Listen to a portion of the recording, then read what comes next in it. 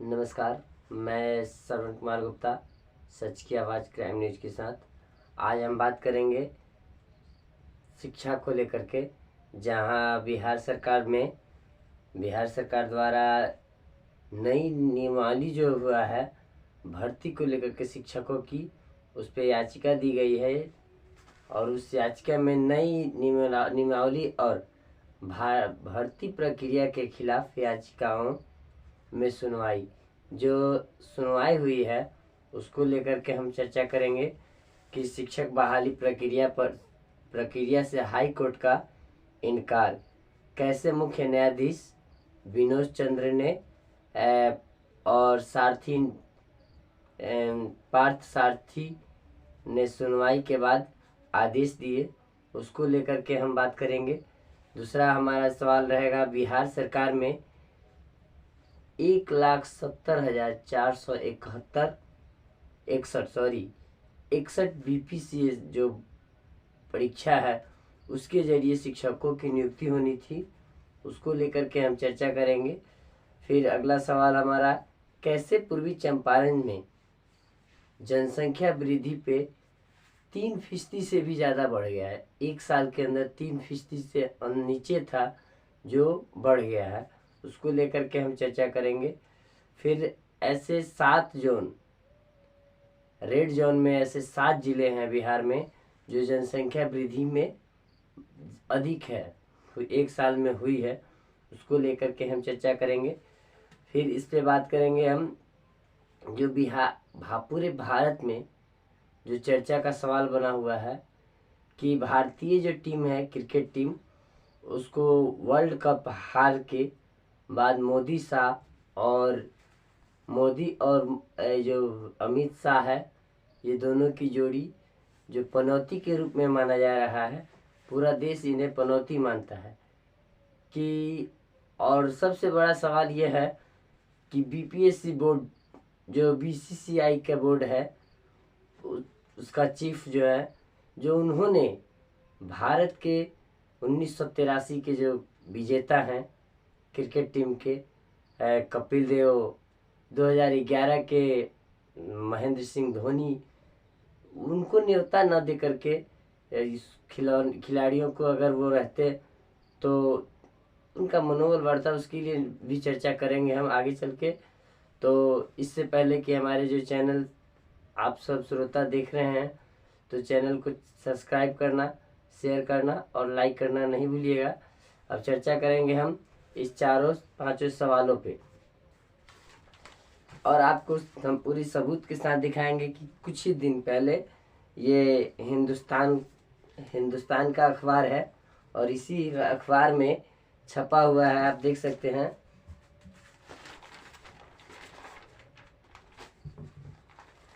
इस अखबार में छपा हुआ है, शिक्षक बहाली प्रक्रिया पर रोक से हाई कोर्ट का इनकार।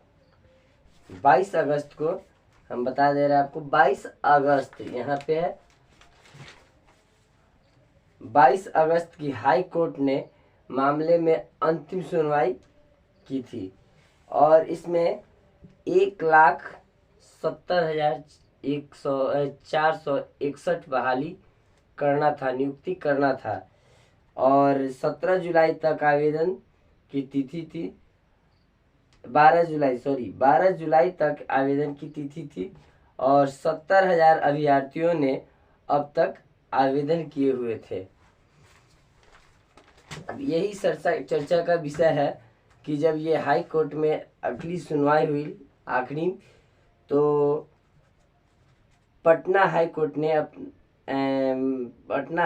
ने पैमाने पे 2 लाख शिक्षकों की बहाली की प्रक्रिया को रोक लगाने से साफ इनकार कर दिया। इस पे जो प्रक्रिया थी 2 लाख का बहाली करने का, जिसमें कोर्ट ने जो इनकार लगाया था, कोर्ट से फटकार लगाया गया बिहार सरकार को, तो फिर इस पे दोबारा से बहाली हुआ था। इसको लेकर के हम बताएंगे कि क्या कोर्ट ने शिक्षक नियुक्ति प्रक्रिया और इसकी नियमावली को चुनौती देने वाली करीब 1 दर्जन से ज़्यादा याचिकाओं पर मंगलवार को एक साथ सुनवाई की गई। मुख्य न्यायाधीश न्यायमूर्ति विनोद चंद्र और न्यायमूर्ति पार्थ शास्त्री के खंडपीठ से सुनवाई की गई थी।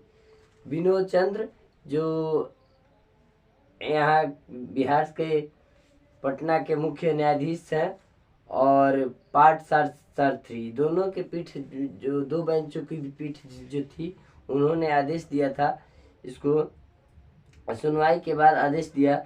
आवेदक की ओर से अधिवक्ता दीनू कुमार और अभिनव श्रीवास्तव, वसंत कुमार चौधरी ने कोर्ट का पक्ष रखा था। अधिवक्ता ने कोर्ट को बताया था कि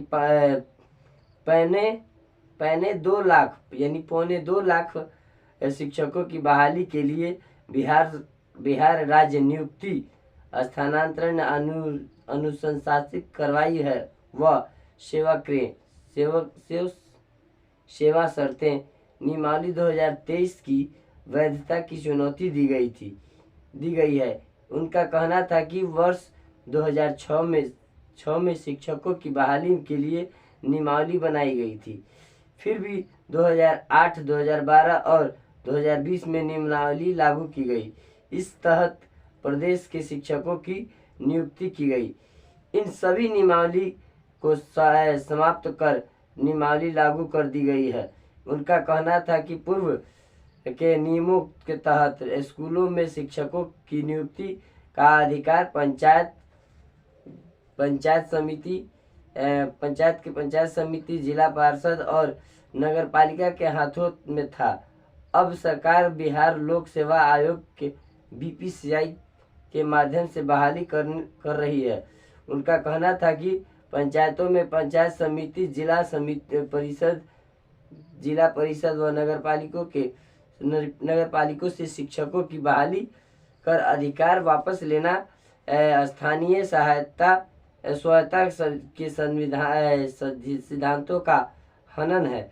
नए प्रावधानों के अनुसार पौने 2 लाख शिक्षकों की बहाली के लिए परीक्षा के आधार पर नियुक्ति की अनुशंसा करने पर जिम्मेवारी BPCI की होगी, जबकि पूर्व TET परीक्षा के पास जिम्मेदारियों को शिक्षकों को बहाल किया जाता था। अब 2006 नियमावली के तहत नियुक्ति शिक्षकों की योग्यता और कार्य नई नियमावली के समान है। इस नियम के अनुसार जो शिक्षक बहाल होंगे उन्हें वेतन दिया जाएगा। यह मान्यता सिद्धांत के खिलाफ है।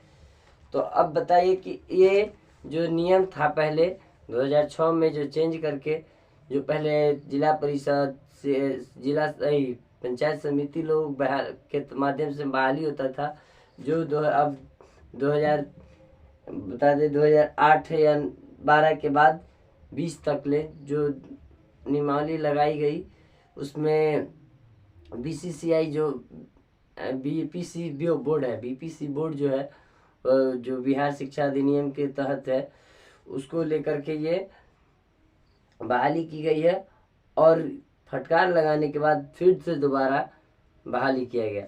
और फिर अगला सवाल है कि क्या कोर्ट को हर फैसले में ही कोर्ट को ही हस्तक्षेप लेना पड़ेगा, इसके अलावा कोई सरकार कुछ कर नहीं सकती है? ये भी बड़ा सवाल होता है। इसके बाद है कैसे पूर्वी चंपारण में जनसंख्या वृद्धि पर हिंदुस्तान अखबार में ही 5 जुलाई को छपी थी ये अखबार में कि जनसंख्या वृद्धि को लेकर के आप देख सकते हैं। यह है जनसंख्या वृद्धि करके रेड जोन, जनसंख्या वृद्धि दर के रेड जोन पूर्वी चंपारण हेडलाइंस बना था। जो आज हम बात करेंगे कि पूर्वी चंपारण में 3% से भी कम था जनसंख्या, जो साल भर में 3.2% बढ़कर हो गया। और इसमें बिहार के ऐसे 7 जिले हैं जहां पे रेड जोन है जनसंख्या वृद्धि को लेकर के। तो हम बता देंगे कि कौन कौन से रेड जोन है। पूर्व पश्चिमी चंपारण, शिवहर, सहरसा, में मधेपुरा, किशनगंज, अररिया समेत पूर्वी चंपारण, ये 7 जिले हैं जहां जनसंख्या वृद्धि में जो अभी जनगणना हुई है, जनगणना के अनुसार ये एक परिवर्तन नियोजन कार्यक्रम के तहत ये बताया जा रहा है कि बंध्याकरण के लिए 2000 लोग जो किया गया था बंध्याकरण। इसके बाद नसबंदी के लिए 3000 आवेदन दिए गए थे और राशि की भुगतान प्रावधान का जो है वो भी किए गए थे।